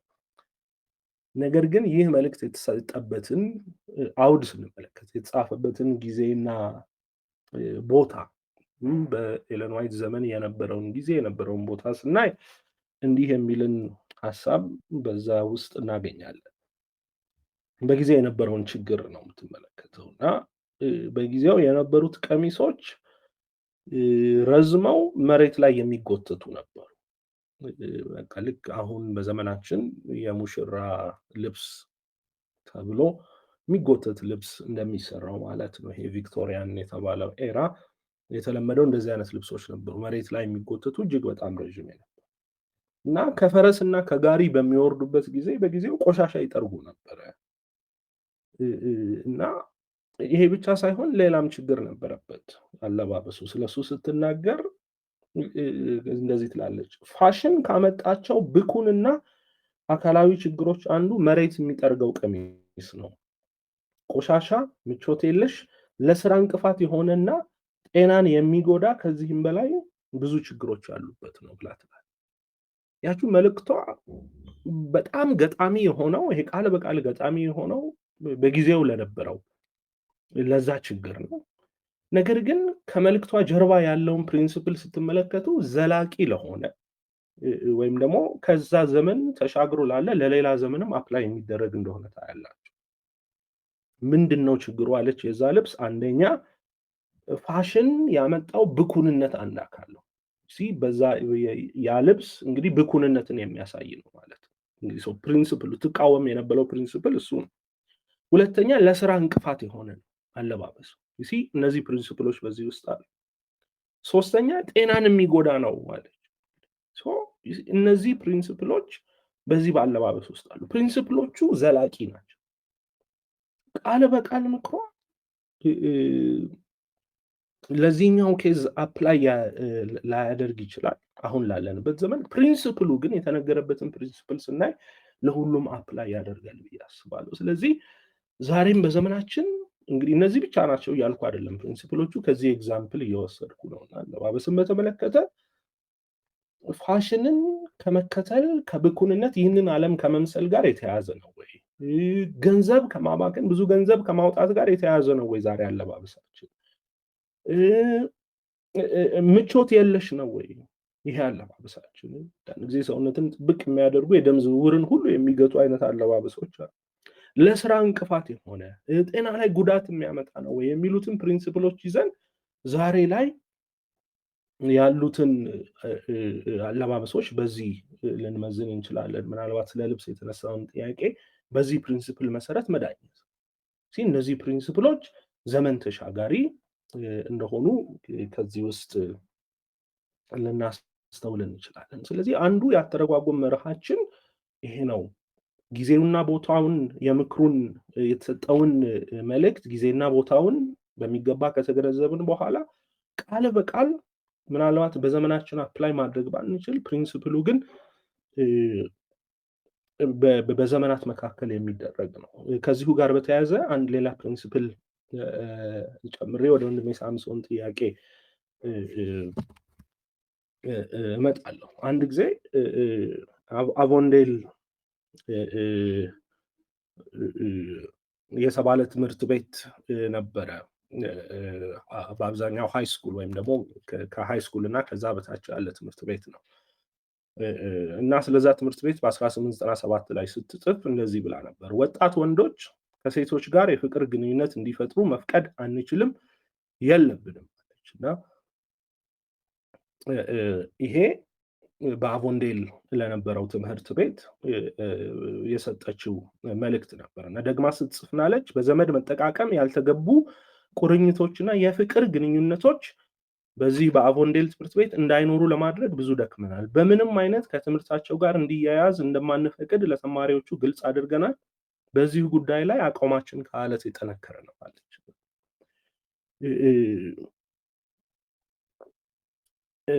በጊዜው የአቮንዴል ትምህርት ቤት ርዕሰ መምህር የነበረው ይህ ሰው ከተወሰነ ጊዜ በኋላ በአሜሪካን ሀገር ፓሲፊክ ዩኒየን ኮሌጅ የሚባለው ትምህርት ቤት ፕሬዚዳንት ይሆናል እና ይህን መልእክት ለአቮንዴል ስትሰጥ አቮንዴል ትምህርት ቤት ላይ ነበር። አሁን ደግሞ ፓሲፊክ ዩኒየን ኮሌጅ ላይ ሆኖ በዚህ በወጣቶች በተማሪዎች የፍቅር ግንኙነት ላይ ያላትን ሀሳብ በተለይ ካውንስልስ ቱ ፓረንትስ ቲቸርስ ኤንድ ስቱደንትስ በሚለው መጽሐፍ ላይ የሰጠችውን ሀሳብ እንዲያነበው ኤዲት እንዲያደርገው ሲጠየቅ ያንን መጽሐፍ ይህን እንደዚህ የሚል ሀሳብ ያገኛል። ከተማሪዎች ጋር በሚኖረን ግንኙነት እድሜና ባህሪን ከግምት ልናስገባ ይገባል። ታዳጊ ወጣቶችንና በእድሜ ከፍ ያሉትን በተመሳሳይ መልኩ ልናያቸው አንችልም። ለታዳጊ ወጣቶቹ የማንፈቅደውን እድል ለበሰሉና ጥሩ ባህሪ ላላቸው ወንዶችና ሴቶች የምንሰጥበት ሁኔታ ይኖራል። እድሜ፣ የአእምሮ ብስለትና ሌሎች ሁኔታዎች ከግምት ሊገቡ ያስፈልጋቸዋል። በስራችን ሁሉ ብልሆች መሆን አለብን። ነገር ግን በሁሉም እድሜ ላሉት ተማሪዎች የምናደርገውን ቁጥጥርና ክትትል ማላላት የለብንም። በእድሜ ያልበሰሉትና አፍላ የሆኑት ተማሪዎች የማይጠቅምና የማይበጅ ግንኙነት እንዳይጀምሩ የምናደርገውን ክልከላ ማቆም አይገባንም ማለት ኮንቴክስት እንደጨመረችለት በአቮንዴል ኮሌጅ እንዳልኳቸው በጊዜው ሃይ ስኩል እና ከዛ በታች ያሉበት ነው። በዚህ ውስጥ የፍቅር ግንኙነት የሚባል ያልተገባ ቁርኝት መደረግ የለበትም የሚልን ምክር ሰጠች።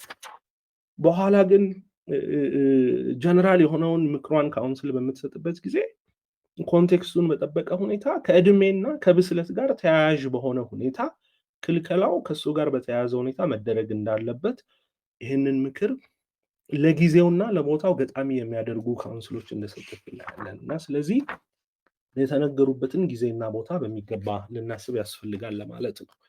ወደ ተነሳው ጥያቄ ስመጣ ሳለ ኦቶሪቲን ጥያቄ በተመለከተ እንግዲህ ከራሷ ጽሁፎች ባሻገር እንግዲህ ከዚህ በበለጠ አይ ቲንክ እንደ ማስረጃ ልናቀርብ የምንችለው ነገር ይኖራል ብዬ አላስብም። ስልጣንን በተለይ አስተምሮን የመወሰንን ስልጣን በተመለከተ ለመጽሐፍ ቅዱስ የተሰጠ እንደሆነ እሷም ግልጽ አድርጋለች። የቤተክርስቲያንም ይህንን ግልጽ ታደርጋለች። ይሄ ማለት ግን ኢንስፓየርድ አይደለችም ማለት አይደለም፣ ወይም በእግዚአብሔር መንፈስ አልተመራችም ማለት አይደለም። በእግዚአብሔር መንፈስ ተመርታ ስለመጽሐፏ ተናግራለች። ቅድም ወንድሜ ሳምሶንም የጠቀስካቸው ጥቅሶች ኢንስፓየርድ ስለመሆኗ የሚናገሩ ናቸው። ኦቶሪቲን በተመለከተ ግን ራሷ ያስቀመጠችውን ካውንስል ልንከተል ያስፈልጋል። እኔን እንደ ኦቶሪቲ አታስቀምጡኝ በአስተምህሮ ጉዳይ ላይ ብላ ስላለች ያንን ልንከተል ያስፈልጋል። ይሄ ማለት ግን ከእግዚአብሔር የተሰጣት መልእክት አይደለም ማለት አይደለም እና ይህንንም ከኮንቴክስት አንጻር ልናይ ያስፈልጋል። ብዙውን ጊዜ እንዳልኳችሁ መጽሐፍ ቅዱስ በማጥናት ደረጃ ሊፈቱ የሚገቡ ነገሮችን መጽሐፍ ቅዱሱን ወደ ጎን አድርጎ ወደ እሷ መጥቶ ከዛ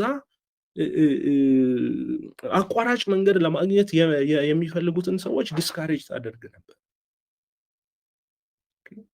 ነገር ግን ከእግዚአብሔር የመጣ ስፔሲፊክ የሆነ በተለይ ለሁኔታቸው ገጣሚ የሆነ ምክሮች እንዳልኳችሁ ለቤተክርስቲያን ሁኔታ ሊሆን ይችላል፣ ለግለሰቦች ሁኔታ ሊሆን ይችላል። ገጣሚ በሆነ ሁኔታ ግን ከእግዚአብሔር የእግዚአብሔር ምሪት የተሰጣት እንደሆነ እርሷም ተናግራለች። ይህንንም እንቀበላለን።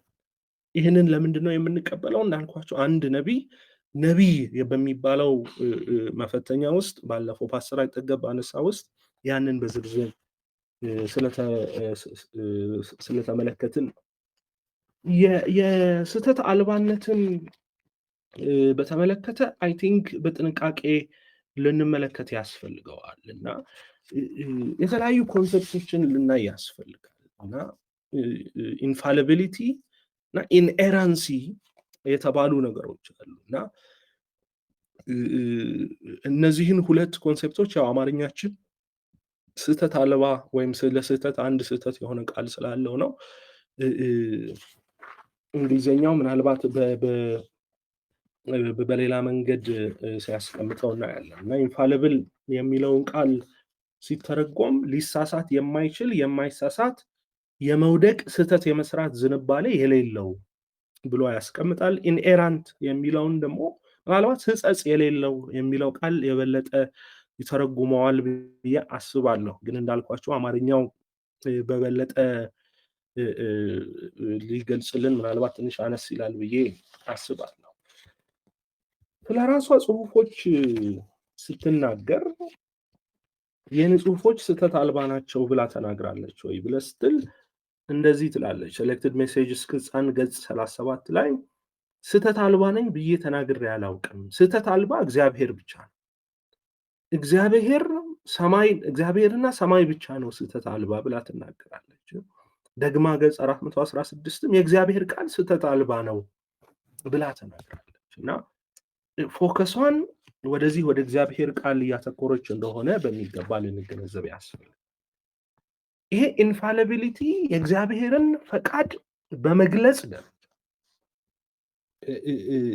እግዚአብሔር ለህይወታችን ልንተገብረው ለሚገባን ነገር በተሰጠን ደረጃ ኢቭን መጽሐፍ ቅዱስንም ስንመለከት በዛ መልኩ ኢንፋሊብል የማይወድቅ ነው። ያ የማይወድቅ የእግዚአብሔር ምክር አለ። ያ ማለት ግን ምንም አይነት ኤረሮች የገቡበት አይደለም። በትናንሽ ዲቴሎች ላይ ኤረሮች አሉ የሉም የሚልን ነገር ግን እርሷ ራሷ እንዳልተናገረች ልናስተውል ያስፈልጋል። ግሬት ኮንትሮቨርሲ በሚለው መጽሐፍ ላይ ለምሳሌ በመጀመሪያው እትም ላይ አንድን ሐሳብ ያነሳችበት ነበር። በተለይ ከሐሳቡን አሁን ቃል በቃል አላገኘሁትም፣ ከተሳሳትኩ ታረማለሁ። አንድ ደውልን በተመለከተ በተለይ አይ ቲንክ በፈረንሳይ ውስጥ ይመስለኛል እና ብዙ ንጹሃን የሞቱበትን ያ የተደወለውን ደውል ጋር በተያያዘ የተሰጠ ስቴትመንት ነበር እና ያንን ሐሳብ ግን በሁለተኛው እትም ላይ ኮሬክት እንዳደረገችው ደውሉ ከሱ ጋር የሚገናኝ ሳይሆን ከሌላ ክስተት ጋር እንደሆነ ስለተገናኘ በዛ መልኩ ኮሬክት እንዳደረገችው የራሷን ጽሁፎች በዛ ውስጥ እናያለን። እና ይሄ ማለት ግን እግዚአብሔር ለኛ ያለውን ፈቃድ በመግለጽ በኩል ተሳስታለች ማለት ነው። እና በእንደዚህ አይነት ዲቴይሎች ፋክቹዋል በሆኑ ነገሮች እንደዚህ አይነት ነገሮችን እናገኝ ይሆናል። ምክንያቱም እሷ ራሷ እንደዚህ ነው ብላ ስላልተናገረች ባለፈው ሳምንትም እንደጠቀስኩት በአንድ ሳኒቴሪየም የጤና ማዕከል ላይ ባየችው ራዕይ መሰረት ስትናገር 40 ክፍሎች ነበሩት አለች። እና የዚህ ጊዜ ይህንን ያነበበ ሰው 38 ክፍሎች ያሉት እንደሆነ ያውቅ ስለነበር በቃ በሪ አለ እንዴት 40 ብላ ትጽፋለች? 38 ነው ያለው ክፍል በቃ ሐሰተኛ ናት። እና ይህንን ስትገልጽለት ሳለ ያ ሳኒቴሪየም በቃ የእግዚአብሔር ዓላማና ዕቅድ መሆኑን ገልጾልኛል፣ አሳይቶኛል። ነገር ግን ስፔሲፊክ የሆነውን ቁጥሩን ክፍል በዛ ውስጥ ያሳየኝ አይደለም ብላ ራሷ መግለጫ በዚህ ጊዜ ውስጥ ወይም በዛ ውስጥ እንደጻፈች ታያለች። እና ዲቴይል በሆኑ ጉዳዮች ነገሮች ላይ እንደዚህ አይነት ህጸጾች ሊኖሩ አይችሉም ብለን ሙሉ በሙሉ ልንደመድም አንችልም። ነገር ግን እግዚአብሔር ለኛ ያለውን ፈቃድ በመግለጽ ዙሪያ ግን ከእግዚአብሔር ራዕይ የተቀበለችው ነገር እውነት እንደሆነ ይህንን ስል እንዳልኳችሁ ኢንፋሊብል ነኝ ብላ ግን እሷ እንዳልተናገረች በዚህ ውስጥ ልናስብ ያስፈልጋል። ስለ ዳዊት ቅድም ዶክተር ውብሸት ጠቅሷል እና መጽሐፍ ቅዱስን በተመለከተ እርሷ ራሱ የጻፈችውን እንድናይ ይፈልጋለሁ። እንዲህ ትላለች፣ አንዳንዶች ወደኛ በአንክሮ በመመልከት ተርጓሚዎች ወይም ቅጂውን የሚገለብጡ ሰዎች አንድ ስህተት እንኳን ሊሰሩ እንደሚችሉ አታስቡም ይሉናል። ይህ ሊሆን የሚችል ነገር ነው። ነገር ግን ሊሆን ይችላል በሚለው ሐሳብ ሊጠራጠርና ሊደናቀፍ የሚችል ጠባብ አስተሳሰብ ያለው አእምሮ በእግዚአብሔር ምሪት በተጻፈው በቃሉ ምስጢርም ለመደናቀፍ ዝግጁ ነው። ይህ የሚሆነው ደካማ አእምሯቸው የእግዚአብሔርን ዓላማ መመልከት ስለማይችል ነው። በእነዚህ ስህተቶች የሚደናቀፉና የሚሸበሩ ሰዎች በግልጽ የተቀመጠውን እውነት እንኳን አወሳስበው ችግር የሚፈጥሩ ሰዎች ናቸው ብላ የተወሰነ ሐሳብ በዚህ ውስጥ ታያለች። እና ልንወስድ የሚገባው ሜጀር የሆነ ሐሳብ የእግዚአብሔርን ፈቃድ በመግለጽ ደረጃ እግዚአብሔር ለሕይወታችን ሊሰጠን ባለው መልእክት ደረጃ ከእግዚአብሔር የተቀበለችውን ራዕይ ሰጥተናል። እርሷ ራሷ ግን እንዳስቀመጠችው ኢንፋሊብል ምንም አይነት ሕጸጽ አይገኝብኝም ግን አላለችም ራሷ ከሰጠችው ቃል አንጻር። ነገር ግን ጽሁፎቿን ስናነብ እንዳልኳቸው እነዚህን ያተረጓጎሙ መርሆችን ስንጠቀም ሳለ አንዳንድ የሚቃረኑ የሚመስሉ አንዳንድ ስህተት የሚመስሉ ነገሮች ነገር ግን በሰፋ ባለ ብርሃን ውስጥ ስናያቸው ስህተት እንዳልሆኑ ልናስብ ያስፈልጋል። ከመጽሐፍ ቅዱስ ሁለት ኤግዛምፕል ላንሳና ላብቃ ይህንን ሐሳብ። ለምሳሌ ማቴዎስ ወንጌል ላይ የተጠቀሰ አንድ ትንቢት አለ። ማቴዎስ ወንጌል ምዕራፍ 27 ከቁጥር 9 እና 10 ላይ ሄጄ ላንብበው። ማቴዎስ ወንጌል ምዕራፍ 27 ከቁጥር 9 እና 10 እንደዚህ ይላል። የይሁዳን ሞት በተመለከተ መጽሐፍ ቅዱስ ሲናገር ቁጥር 8 ሊጀምር። ስለዚህም ያ ቦታ እስከዛሬ ድረስ የደም መሬት ተብሎ ይጠራል። በዚህም በነቢዩ ኤርምያስ እንዲህ ተብሎ የተነገረው ተፈጸመ። ለእርሱ ዋጋ ይሆን ዘንድ የእስራኤል ልጆች የገመቱትን 30 ጥሬ ብር ተቀበሉ፣ እግዚአብሔርም ባዘዘኝ መሰረት ለሸክላ ሰሪው ቦታ ከፈሉ ይላልና ይህንን ጥቅስ መለስ ብላችሁ ኤርምያስ መጽሐፍ ላይ ብትመለከቱ አታገኙትም። ይህንን ሐሳብ በብዛት ተጠቅሶ የምትመለከቱት በነቢዩ ዘካርያስ ክፍል ላይ ነው። ስለዚህ አሁን ይህንን ሐሳብ ይዘን መጽሐፍ ቅዱስ በቃ ተሳስቷል ሐሰት ነው ብለን ልንደመደም የሚያስሮጥ ነገር አይደለም። የመጽሐፍ ቅዱስ አዋቂዎች ሲናገሩ ሳለ ምናልባት በነቢዩ ኤርምያስ የተጻፉ መጽሐፍ ቅዱሳችንን በተለይ አንደኛ ነገሥት፣ ሁለተኛ ነገሥትን ስታነቡ እጅግ ብዙ በዚህ ውስጥ ያልተካተቱ ብዙ ታሪክ ያላቸው ነገስታት እንዳሉ እናያለን። በዛ ውስጥ ኤርምያስም ገልጦት ሊሆን ይችላል የሚለውን ሐሳብ የመጽሐፍ ቅዱስ አስተማሪዎች ሲጠቅሱ ትመለከታላችሁ። እና ይህንን ብለን በቃ በመጽሐፍ ቅዱስ ላይ ያለንን እምነት ሁሉ እንተዋለን ብለን እንናገራለን ማለት አይደለም። ሁለተኛ ሳሙኤል ምዕራፍ 7ን ስንመለከት ባለፈው ሳምንት የነቢዩ ናታን ሐሳብ ተነግሯልና ዳዊት ወደ እርሱ መጥቶ ቤተ መቅደስ ልስራ ለእግዚአብሔር ሲል ስራ አለው። ከዛ በኋላ ግን እግዚአብሔር መጥቶ ሲገለጥለት አንተ አይደለህም የምትሰራው ልጅህ ሰለሞን ነው ብሎ ሲለው እናያለን። ያ ማለት ናታን ሐሰተኛ ነቢይ ነበር ማለት አይደለም። ስለዚህ ከዚህ አንጻር ይህንንም ልንመለከት ያስፈልጋል። ኢንፋሊብል ነኝ ብላ አልተናገረችም። ነገር ግን የእግዚአብሔርን ፍቃድ በመግለጽ በኩል ለእኛ እግዚአብሔር የሰጣትን መልእክት ግን እጅግ በሚገባ መልኩ እንደተገለጸልን በደንብ ልናስተውል ያስፈልጋል የሚለውን ሐሳብ ይዘን ልንሄድ ያስፈልገናል። አንድ ድል በመጨረሻ ላይ ልውሰድና ምናልባት ያልዳሰስነው አንድ ክፍል ብቻ ስላለ እሱን ልጥቀስ። አፕሊኬሽኑ ላይ እና ምክሮቿን አፕላይ ስናደርግ ሁለት ነገሮችን ልናነሳ ያስፈልጋል። አንድ ለራሳችን የታማኝነት ጥያቄ አለብን። በእውነት እግዚአብሔር የሰጠኝን እነዚህን ነገሮች ለመቀበል ዝግጁ ነኝ? አንድ ጊዜ አንድ ሰው ምሳሌ ሲሰጥ ምናለ አንድ ሰባኪ ስለ እግዚአብሔር ትእዛዛት ስብከት ሰበከና ከዛ በኋላ አንድ ሰው ወደ እኔ ቀረበ አለና እነዚህ ትእዛዛት እኮ ከባድ ናቸው፣ በቃ አስጨናቂ ናቸው አለኛል። እና ስለዚህ ጊዜን ሰው ጠየቅኩት አለ። ምኑ ነው አስጨናቂ የሆነብህ አልኩት አለ። አታመንዝር የሚለው ነው ያስጨነቀ። ያ ማለት ማመንዘር በጣም እየፈለግ እንግዲህ ለቤተ ክርስቲያን አባል ለተጠመቀ ሰው ነው የሚለው። አታመንዝር ስለተባልክ ነው ወይ የጨነቀ? ማመንዘር ነበር የፈለግከው ብዬ ጠየቅኩታል። ወይስ አትስረቅ የሚለው ነው አንተን እያስጨነቀ ያለው? መስረቅ ነው ወይ ፍላጎት የሚልን ሀሳብ ግድድሮች ሲያመጣ ነበርና ሰው ይህንን ጥያቄ ልንጠይቅ ያስፈልጋል። ሪሊ እነዚህ ምክሮች ህይወታችንን ወደ ክርስቶስ ኢየሱስ የሚያቀርቡ ናቸው ወይስ አይደሉም የሚለውን ጥያቄ መጠየቅ አለብን። ለራሳችን አፕላይ እኔ አይመቸኝም የምንለው ከምን አንጻር የተነሳ ነው? የራሳችንን ምኞት ከመፈለግ ምቾት ከመፈለግ አንጻር ነው ወይስ ሌላ ምክንያት አለን የሚለውን ራሳችንን በደንብ ልንፈትሽ ያስፈልጋል። አብዛኞቹ ጽሁፎቿን ተመልከቱ። ሰዎችን ወደ እግዚአብሔር ለመምራት፣ ሰዎች ከክርስቶስ ጋር ጠንካራ ግንኙነት እንዲኖራቸው፣ ሰዎች ክርስቶስን እንዲወዱ።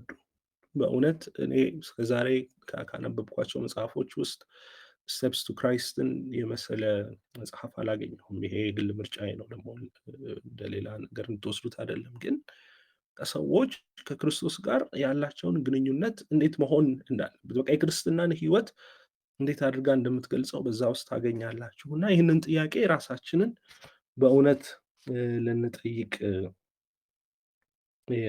ያስፈልጋል። እና በዚህ ጉዳይ ስትናገር እንደዚህ ትላለች።